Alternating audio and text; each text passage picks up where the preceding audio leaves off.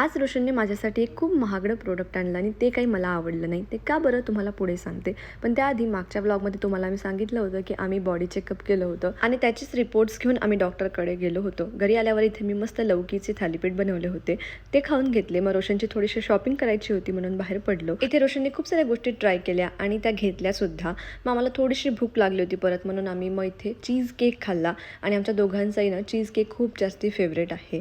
मग इथे बघा आम्ही दोघे ट्विनिंग पण करत होतो आणि मग त्यानंतर मी अनाला बघत होती. रोशनला म्हटलं मला ना काजळ हवं आहे, तू जाऊन फक्त घेऊन येते का एक काजळ.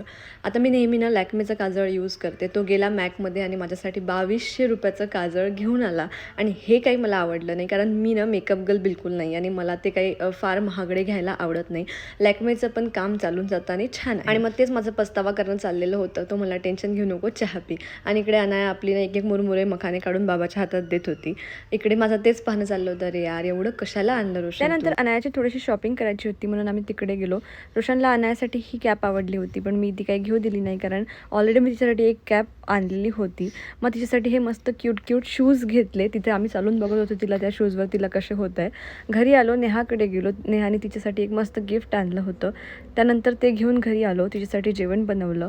आमच्यासाठी सुद्धा मस्त आज प्लेन खिचडी होती. आमच्याकडे अशी मिरची टाकून खातात, रेडवाली मिरची. तुमच्याकडे कशी खातात मला नक्की सांगा. त्यानंतर आम्ही मस्त एक मूवी लावला. खूप दिवसानंतर प्रोजेक्टरवर मूवी लावला होता आणि मग असं झाला दिवसाचा शेवट. भेटूया पुढच्या व्हिडिओमध्ये. तोपर्यंत बाय बाय.